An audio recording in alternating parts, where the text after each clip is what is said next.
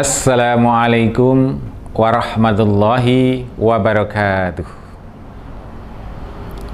Alhamdulillahilladzi ja'ala syahru Ramadan unzila fihil Qur'anu hudal linnas wa bayyinatin minal huda wal furqan. Asyhadu an la ilaha illallah wahdahu la syarikalah wa asyhadu anna Muhammadan abduhu wa rasuluh. Allahumma shalli ala Muhammad wa ala ali Muhammad. Amma ba'du. Para pemirsa yang dirahmati Allah, syukur alhamdulillah pada sore hari ini kita bersama-sama mengisi waktu menjelang buka puasa dengan satu kegiatan yang sangat mulia. Semoga Allah meridhoi kita semua, amin. Yaitu kita bersama-sama mengikuti kajian. Nah, perkenankanlah pada sore hari ini saya akan menyampaikan kajian ini dengan tema Lailatul Qadar. Para pemirsa yang dirahmati Allah, sebagaimana firman Allah di dalam Al-Quran, surat Al-Qadar. A'udzu billahi minasyaitonir rajim. Bismillahirrahmanirrahim. Inna anzalnahu fi lailatul qadar. Wa ma adraka ma lailatul qadar. Lailatul qadri khairum min alfi syahr. Tanazzalul malaikatu warruhu fiha biidni rabbihim min kulli amr. Salamun hiya hatta madla'il fajr. Yang artinya adalah sebagai berikut. Inna anzalnahu fi lailatul qadar. Sesungguhnya kami Allah menurunkan Al-Quran pada malam Qadar. Wa ma adraka ma lailatul qadar. Tahukah engkau apa Lailatul Qadar itu? Lailatul Qadri khairum min alfi syahr. Malam Qadar adalah malam yang lebih bagus dibanding dengan 1000 bulan. Tanazzalul malaikatu warruhu fiha. Pada malam itu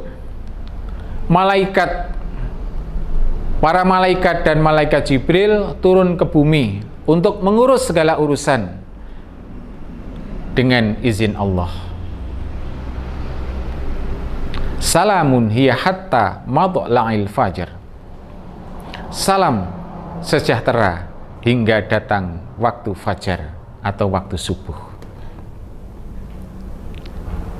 Para pemirsa kajianmu yang dirahmati Allah, sebagaimana firman Allah tadi, bahwasanya Lailatul Qadar itu adalah malam kemuliaan, malam yang lebih bagus dari 1000 bulan. 1000 bulan itu kurang lebih adalah 83 tahun lebih 4 bulan. Nah, jadi ibadah di satu malam itu, yaitu malam Qadar itu, nilainya lebih bagus daripada 1000 bulan. Tidak hanya sama, tapi lebih bagus. Mengalahkan rekor orang solih pada zaman dahulu yang pernah beribadah selama 80 tahun, mereka tidak pernah berbuat maksiat sedikit pun. Itu salah satu keistimewaan, yaitu umat Muhammad yang bisa melaksanakan ibadah dalam malam itu bernilai lebih bagus daripada 1000 bulan. Luar biasa sekali. Maka alangkah ruginya apabila kita pada 10 hari yang terakhir kita justru lalai dari memperbanyak amal ibadah. Karena Lailatul Qadar itu akan datang pada malam-malam ganjil setelah tanggal 20 atau 10 hari terakhir. Ya. Alangkah ruginya apabila orang yang hidup di bulan Ramadan kemudian tidak mendapatkan maghfirah atau ampunan dari Allah. Ya. Orang-orang yang dalam melaksanakan ibadah di bulan Ramadan dengan dasar iman dan mengharap ridha Allah, tentu akan semakin konsisten atau semakin istiqomah, semakin kuat di dalam menjalankan ibadahnya. Tidak ada rasa bosan, bahkan akan semakin merasa kurang. Akan semakin menyesal karena banyaknya dosa dan ada kekhawatiran jangan-jangan masih banyak dosa-dosa yang belum diampuni oleh Allah. Sebagaimana para sahabat apabila akan datang bulan Ramadan, mereka sangat senang sekali menyambut datangnya bulan Ramadan. Akan tetapi kalau sudah akan ditinggal bulan Ramadan, mereka sangat bersedih karena bulan yang penuh rahmat, bulan yang penuh berkah, bulan yang penuh maghfirah sudah akan meninggalkan mereka semua. Para pemirsa yang dirahmati Allah, akan tetapi kita tahu apa yang terjadi, saudara-saudaraku yang dirahmati Allah. Orang beribadah di bulan Ramadan itu seperti sebuah kompetisi. Katakan kompetisi sepak bola. Di awal bulan Ramadan, pesertanya banyak sekali. Ya. Mulai dari tim-tim yang tangguh dan tim-tim yang biasa-biasa saja. Di awal bulan Ramadan, masjid penuh. Apalagi kalau sholat tarawih. Mulai pertengahan sudah mulai berguguran, tinggal separuh. Kalau tadinya 10 baris, maka tinggal 5 baris. Nah, nanti di akhir bulan Ramadan begitu, 10 hari yang terakhir itu sudah tinggal 2 baris. Bapak-bapak 1 baris, ibu-ibu 1 baris.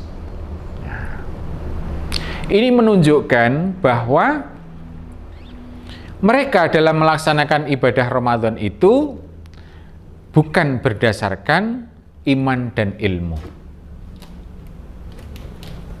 Ya.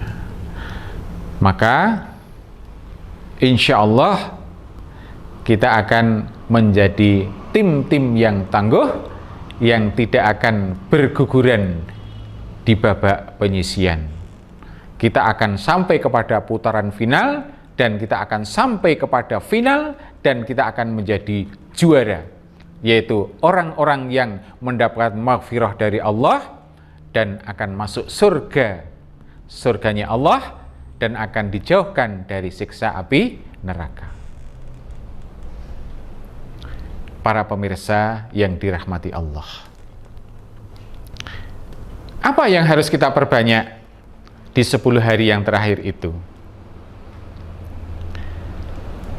Sebagaimana yang oleh Nabi contohkan dan para sahabat juga contohkan buat kita semua, bahwa Nabi dan para sahabat apabila sudah masuk 10 hari yang terakhir, mereka sudah lebih fokus beribadah, lebih fokus hidupnya ada di masjid, lebih banyak mereka bersedekah, lebih banyak mereka membaca Al-Quran, beristighfar, beriktikaf di masjid.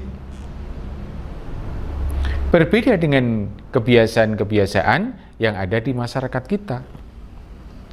Di 10 hari yang terakhir menjelang hari raya, ini justru mereka banyak yang lalai, banyak yang lengah. Momen-momen penting justru ditinggalkan. Mereka sudah sibuk dengan persiapan hari raya. Kadang-kadang juga malah luar biasa sekali bodohnya. Kenapa?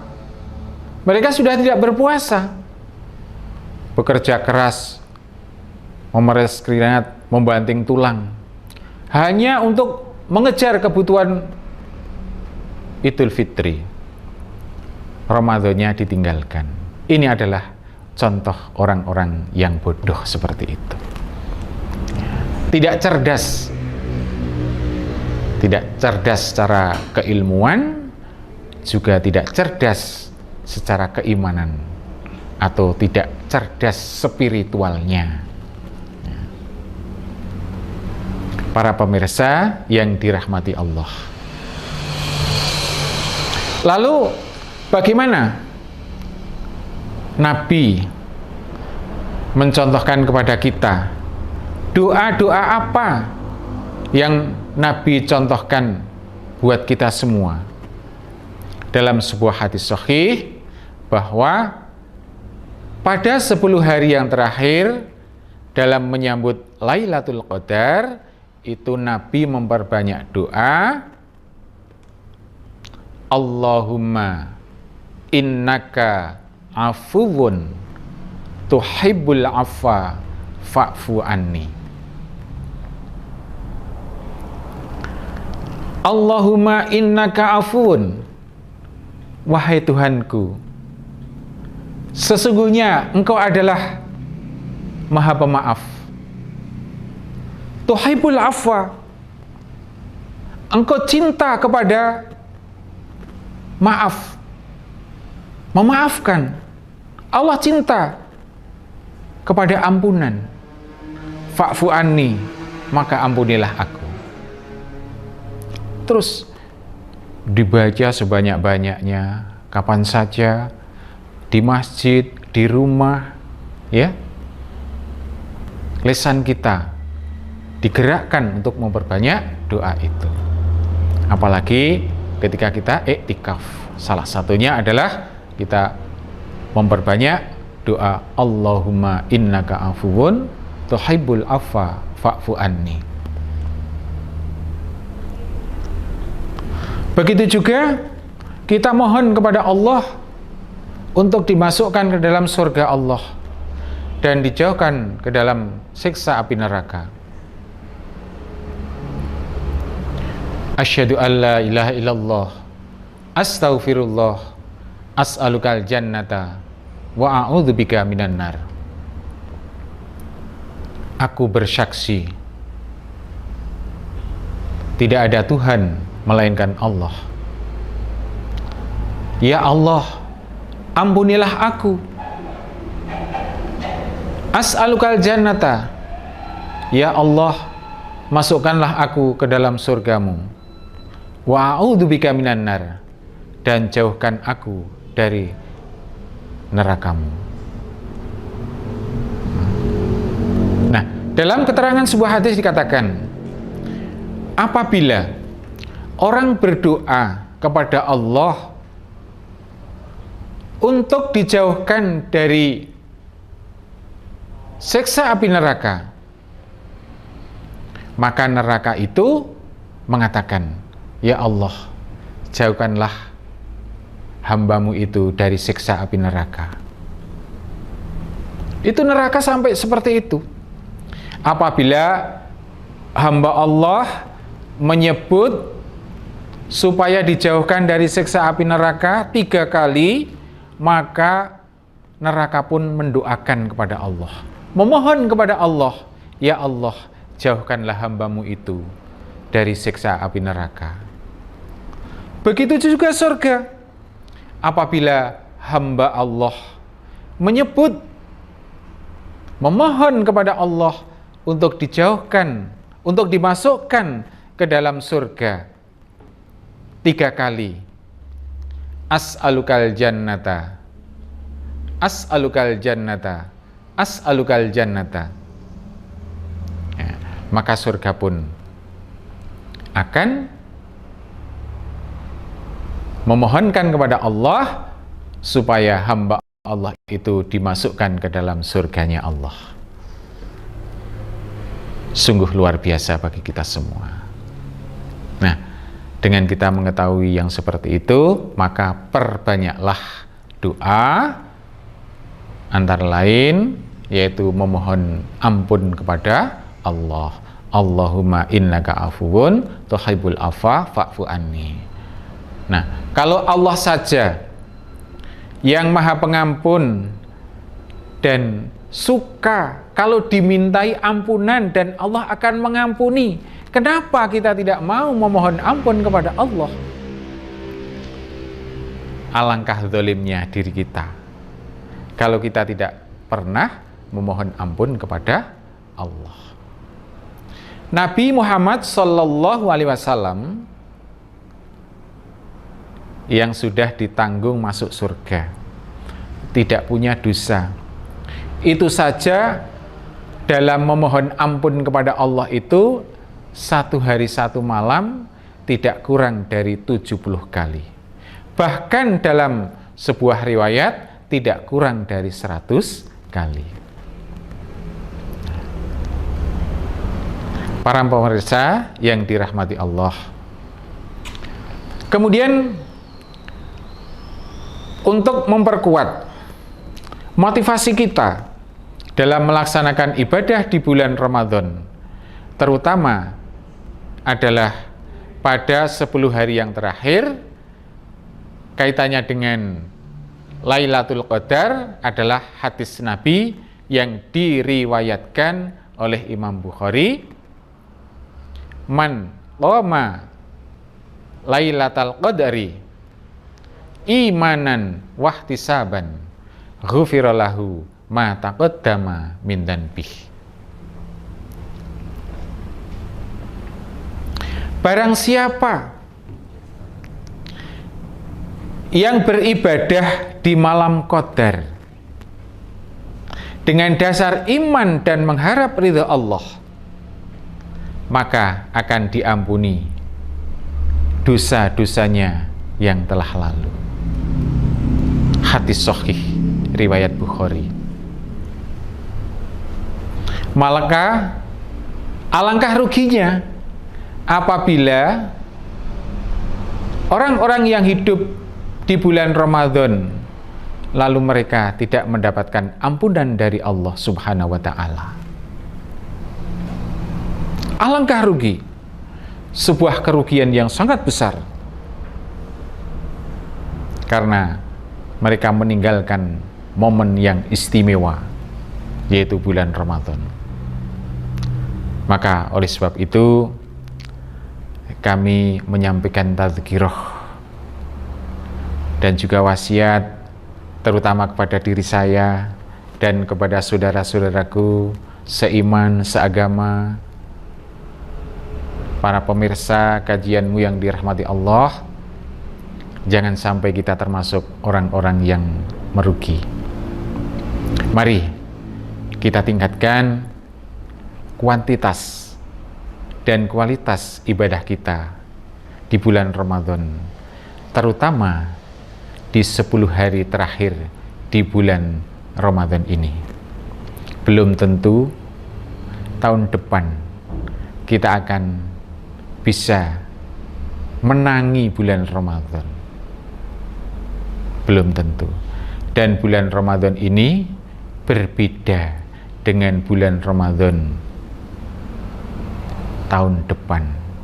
tahunnya berbeda, hari-harinya berbeda, dimulainya berbeda, dan berakhirnya berbeda. Itu jelas, ya. Dan belum tentu kita bisa dalam kondisi sehat walafiat, hidup atau sudah mati.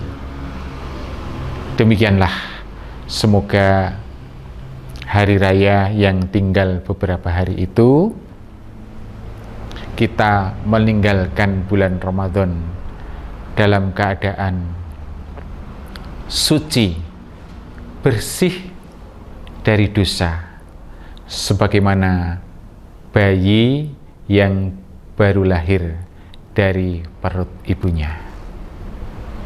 Demikianlah harapan kita. Cukup sekian kajian yang bisa saya sampaikan pada sore hari ini. Semoga bermanfaat. Kami tutup. Subhanakallahumma wa bihamdika asyhadu an la ilaha illa anta astaghfiruka wa atubu ilaik. Walhamdulillahirabbil alamin. Wassalamualaikum warahmatullahi wabarakatuh.